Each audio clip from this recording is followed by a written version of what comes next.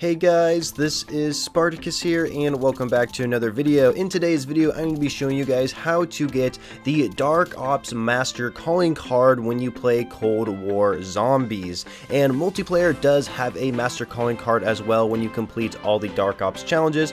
However, in Zombies, it's a little bit easier because you don't actually have to complete all the Dark Ops challenges to unlock this calling card. You only have to unlock 11 of the current 17 Dark Ops challenges right now for Zombies to get this calling card, and in the future I guarantee there will be more Dark Ops challenges added because we do know there's going to be another Zombies map called Mauer der Toten, and I guarantee you there's going to be a Dark Ops challenge that you can complete for doing the main quest Easter egg on that map, and also I have a feeling there's going to be a third Easter egg as well in the Outbreak game mode, which could also potentially be another Dark Ops challenge that we can complete. So keep that in mind that in the future when more updates come to Cold War, there might be more Dark Ops challenges you can complete to make this a little bit easier for you guys. But in this video, I'm going to be going over what I think are the best Dark Ops challenges to go for in Zombies so you can unlock this really cool looking calling card. I think this is one of the most unique looking animated calling cards you can get in the game,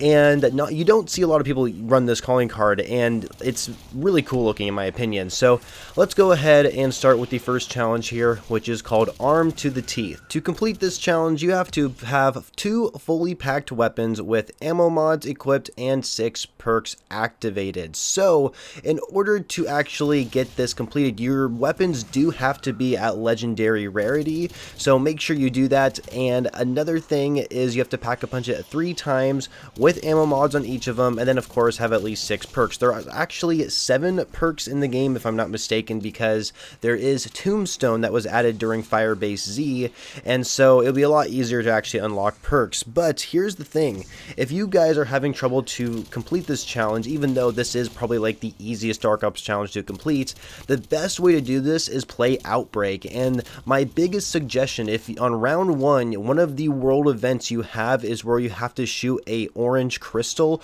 what happens is that there's going to be more orange crystals you have to shoot, and if you can shoot all of them in a certain amount of time, you get yourself an Aether tool, which when you pick it up, whatever weapon you're holding in your hand will be upgraded to the next rarity. So for example, if you have a common rarity weapon in your hand and you pick up the Aether tool, it will turn into a rare rarity, right? So that is a huge way of actually getting this challenge done. So my biggest suggestion is using a class setup with attachments similar to these on the one I'm using on the MG82, where basically I just used every single attachment that allows me to have increased salvage rate, because that means every time I'm killing zombies, I'm going to have a really good chance of having a common salvage drop out of them.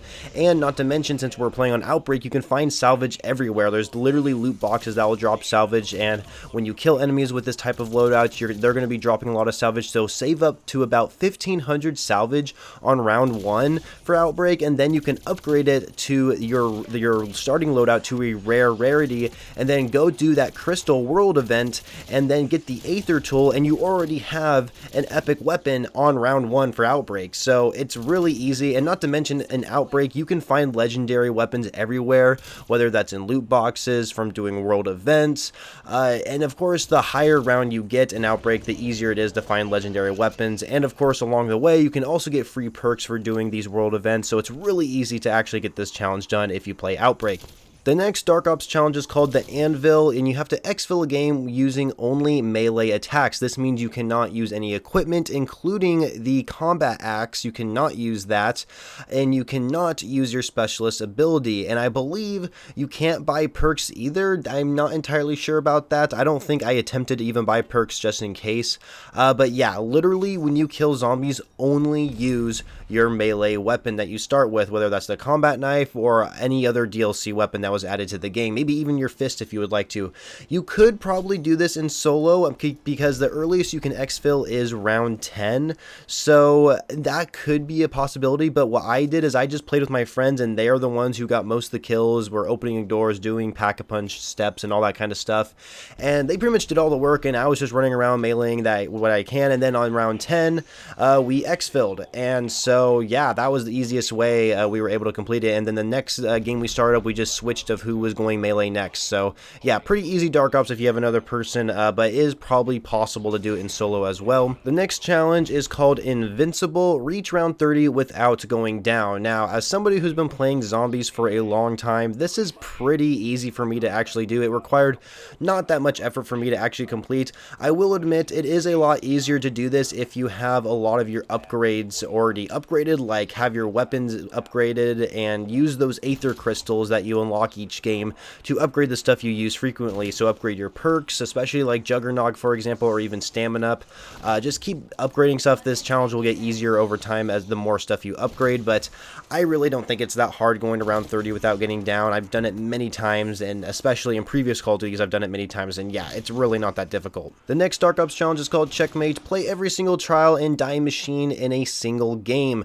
The best suggestion when completing this is get Pack-a-Punch as open as soon as possible, and once Pack-a-Punch is all done and good, start doing these trials. Most of the trials you're probably going to get are ones where you have to stay in an area for a certain amount of time limit, and you just gain points towards your reward, and you literally just stay there. You don't even have to kill zombies. Sometimes it requires you to kill zombies, but make sure you carefully read what it says. You don't have to always kill zombies. So my biggest recommendation for this challenge is keep activating trials constantly. As soon as one gets over, run back to the machine and activate another one. But when you activate another one, before you do it, make sure you have one zombie left over in the round, because sometimes you might get a challenge that requires you just to stay in an area and literally just stay there, and you don't have to kill zombies. So that way you can just try to train the zombie around in a room, and you just have to be patient and wait the time out and start the next trial. Like, honestly, this one does take a little bit of time. There is quite a bit of different challenges you have to get through, and you have to go through all of them in a single game. But like I said, make sure you leave one zombie left over in a round, then start the trial. Sometimes you might get unlucky, and you might have to require to get critical kills, for example. So you kill the zombie at the end of the round, and then the next round it happens to be a dog round or something like that, which it can be really frustrating. But you only have to play every single trial. You don't actually have to like get a reward for each trial. So just make sure you're activating the trial machine every single time one gets over. The next challenge is called Heartbringer of Doom and requires you to kill 50 enemies with a single support. I think we can collectively agree that the easiest support to use is probably the chopper gunner. There is more support that they added to the game, such as the minigun or the death machine technically, and honestly that one could be useful as well. However, I think the chopper gunner is a little bit better just because you can actually see when zombies are going to spawn and you can kill them right away. My biggest recommendation for completing this is when you're on die machine and you're exfilling at the end of a certain round, make sure you do not, and I mean you do not, have two doors open. You do not have the door open that goes down into the bunker, and you do not have the door that leads into Nacht der Untoten, right? Those are the two doors you need to have closed. You do not want to buy those doors, because when you call in the chopper gunner during the exfil, those zombies are going to try and run into those indoor areas, and you're not going to be able to kill them. And so the only way for zombies to like run away is they have to go up the hill where the plane is crashed, which is still a wide open area for you to shoot at them, and it just makes it much easier to actually kill 50 zombies with a single use of the chopper gunner. Not to mention, when you do exfil, in especially later rounds, it does require you to kill around like 53 zombies or so, and so it's pretty easy if you actually like do it that way. Of course, before you call in the chopper gunner, make sure you're kind of like in the back of the exfil zone, kind of where the intel location is and where you can buy ammo, just because that way all the zombies are kind of all the way backed up there, and it takes them longer to actually try and run away when you call in the chopper gunner. So that's my biggest suggestion when trying to get this challenge done. The next one is called Evil Unleashed, and you have to complete the main Easter egg quest in Die Machine. This Easter egg quest, in my opinion, is really easy to complete. You can probably complete this in solo if you really wanted to. That's how I did it, and I literally got it done in like my first attempt. Like, it seriously was not hard, you guys, and I really think you guys could do it too. Honestly, there is a lot of Easter egg type challenges when it comes to Dark Ops challenges, and the Easter eggs aren't really too hard to actually complete, so I think those are your best bets to try and get this Master Calling card completed. The next challenge is called Box Addict. Buy every weapon from the mystery box in a single game. This one is actually pretty